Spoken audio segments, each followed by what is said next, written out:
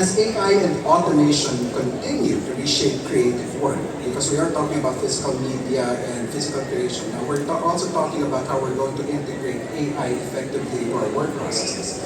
As AI and automation continue to reshape creative work, how can designers leverage these technologies while maintaining originality, critical thinking, and human creativity? And also, what advice would you give to young creatives who want to remain competitive and employable in an increasingly AI-driven design industry?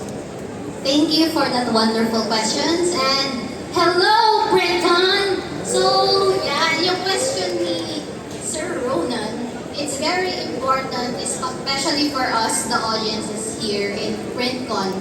Kasi in the age of AI, we can leverage it, but at the same time, na-mention kanina, na kailangan alam natin yung needs ng audience natin.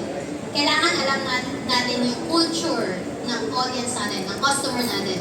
And I think that's an advantage that print has. And that's why I don't believe that print is dead. Print is very much alive, especially in the age of AI as a tool used by human designers. Yun yung paniniwala ko. So, to the younger people here, yung mga upcoming designers, upcoming people who will work in the print industry, ang pinaka-importante talaga is to have confidence in your experience, to continue learning. Kasi what AI doesn't have, that you have, is you know the culture, you know the context, you know the emotion, and you can take responsibility na actually na-mention kanina about businesses. Ang AI makakatulong, but if anything goes wrong, sino ba yung masisisi? Sino dapat yung accountable? It's still you, the human that's working with AI. Yeah, I agree. So thank you for the very passionate answer.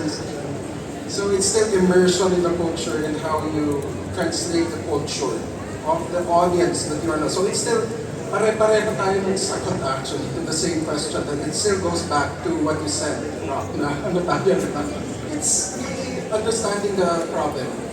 Tama yun. It's really making sure that you are doing the work of understanding your audience before you create anything, and then you put it out.